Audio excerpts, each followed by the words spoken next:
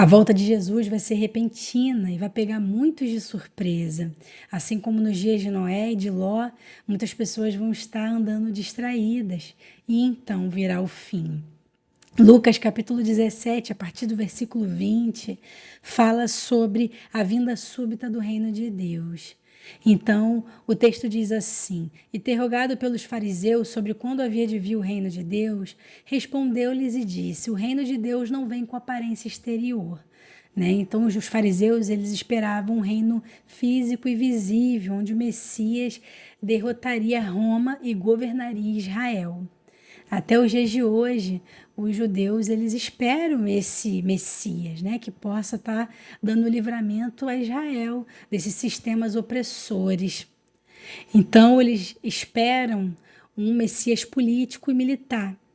Só que o reino de Deus não veio dessa forma.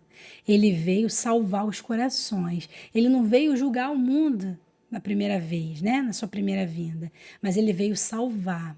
O versículo 21 continua dizendo: nem dirão, ei-lo aqui ou ei-lo ali, porque eis que o reino de Deus está entre vós. O reino de Deus já estava presente porque o rei Jesus já estava ali. Então, o reino de Deus não é um governo terreno, mas a soberania de Deus sobre aqueles que o aceitam. Depois, as advertências aos discípulos sobre o dia do Filho do Homem. Jesus começa dizendo: dias virão em que desejareis ver um dos dias do Filho do Homem e não vereis. Jesus aqui está alertando os discípulos que eles passarão por tempos difíceis e desejarão sua volta, mas não será imediato. Eles deveriam viver em expectativa, mas sem desespero. Verso 23. E divulgação, ei-lo aqui ou ei-lo ali. Não vades, nem o sigais. Então está falando de falsos messias, falsos anúncios da volta de Cristo. Isso acontece até hoje com seitas que ficam marcando datas para o fim do mundo e dizem que Cristo já voltou secretamente.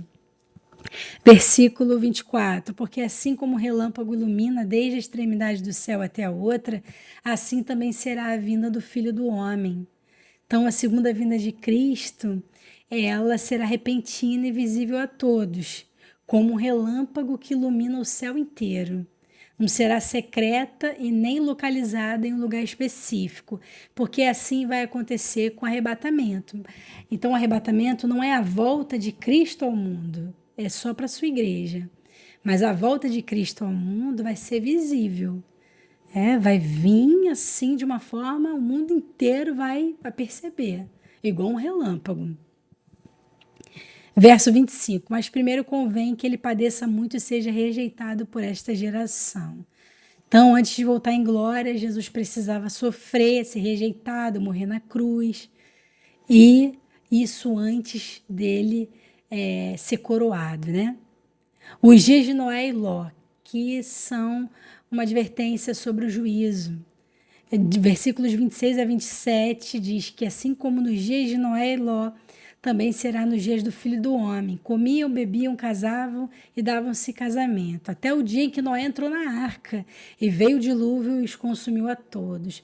Então vai ser exatamente assim, As pessoas vão estar distraídas, vivendo as suas vidas. Dá para perceber no texto que elas vão estar fazendo tudo isso, mas não vão estar com aquele sentimento que o Senhor falou, que deveriam ter, O sentimento da volta de Cristo. Eles não vão estar com isso. Então, as pessoas nos dias de Noé viviam normalmente, sem perceber o juízo chegando. Quando Noé entrou na arca, o dilúvio veio e destruiu a todos. Como também da mesma maneira aconteceu nos dias de Ló. Comiam, bebiam, compravam, vendiam, plantavam e edificavam. Mas no dia em que Ló saiu de Sodoma, choveu fogo do céu e enxofre e consumiu a todos. Então as pessoas estavam muito ocupadas com as suas rotinas, nos dias de Ló. Mas o juízo caiu de repente, quando Ló saiu de Sodoma. Então isso nos revela que quando a igreja sair da terra, for para o encontro com Cristo nas nuvens, no céu, o juízo de Deus vai cair sobre a terra, porque o anticristo vai se estabelecer como quem? Como um Deus. Então a ira do Todo-Poderoso vai descer sobre a terra. Então você vê que aquilo que aconteceu no passado também aponta para o que vai acontecer com a igreja, né? Com Cristo. Então a humanidade vai estar vivendo sem perceber o perigo, e então virá o juízo divino. O alerta para não olhar para trás. Verso 31 diz: naquele dia, quem estiver no telhado, tendo seus utensílios em casa, não desça a tomá-los. E da mesma sorte, os que estiver no campo, não voltem atrás. Quando o juízo de Deus vier, não vai haver tempo para nada disso, para pegar bens materiais. O foco deve ser a salvação, não em coisas terrenas.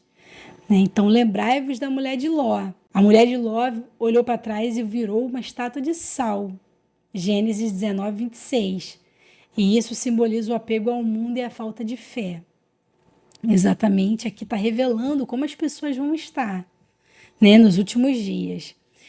Verso 33. Qualquer que procurar salvar a sua vida, perdê-la-á. E qualquer que perder a sua vida, salvá-la-á. Aqui o Senhor já está falando sobre o período em que o anticristo ele vai estar perseguindo as pessoas que resistirem a ele, não se deixarem marcar. Então ele está dizendo, olha, quem tentar salvar a vida com medo da morte, se deixar marcar, vai perder a vida. Vai para o juízo final e vai ser condenado à segunda morte. Mas aqueles que se entregarem nas mãos do anticristo e forem mortos por ele, esses vão ganhar, né? Vão se salvar. Aqui está dizendo as pessoas que ficarem, tá? Porque a igreja fiel vai ser arrebatada. Então, aqueles que não tiverem uma vida tão fiel assim, vão ter que enfrentar o anticristo. Quem prioriza este mundo acima do reino de Deus vai perder a sua vida, vai perder a vida eterna. Mas quem está disposto a perder tudo por Cristo ganhará a vida eterna. Verso 34. Digo-vos que naquela noite estarão dois numa cama. Um será tomado e outro será deixado. Aqui o Senhor está falando sobre o arrebatamento. Né? Está falando que aqui um vai estar na condição de crente fiel. E esse vai ser levado, o outro vai ser deixado. Aqui ele fala, duas estarão juntas moendo, uma será tomada e a outra deixada. A mesma coisa. Dois estarão no campo, um será tomado e outro será deixado. Quando o Senhor Jesus, né? Porque está falando sobre dois eventos aqui. A gente tem que tomar muito cuidado com a interpretação do texto, porque o texto, né, não é literal apenas. Ele está falando sobre os eventos do tempo do fim. E você precisa saber qual é a parte que o Senhor está falando sobre o juízo final, qual é a parte que ele está falando sobre o Armagedon, por exemplo. Então, a gente tem que saber, né, o que o Senhor está falando por trás aqui de alguns símbolos que se apresentam como enigmas. Então, o verso 37, respondendo, disseram-lhe, onde, Senhor? E ele lhes disse, onde estiver o corpo, aí se juntarão as águias. Então, aqui o Senhor está usando de uma metáfora, que muitas vezes é até difícil a interpretação. Mas o que o Senhor está querendo dizer com isso? Né? Que quando alguém morre, quando vira um cadáver, atrai abutres, animais carniceiros. Dessa mesma forma, o mundo vai estar extremamente apodrecido pelo mal.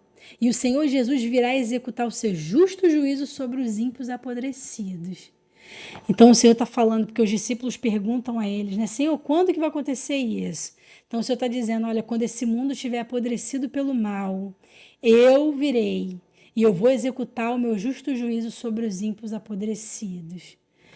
Então a gente precisa saber, né, que a humanidade está sendo levada a esse fim. As pessoas estão cada vez piores. O mundo está cada vez pior. As pessoas estão cada vez mais ímpias, cruéis.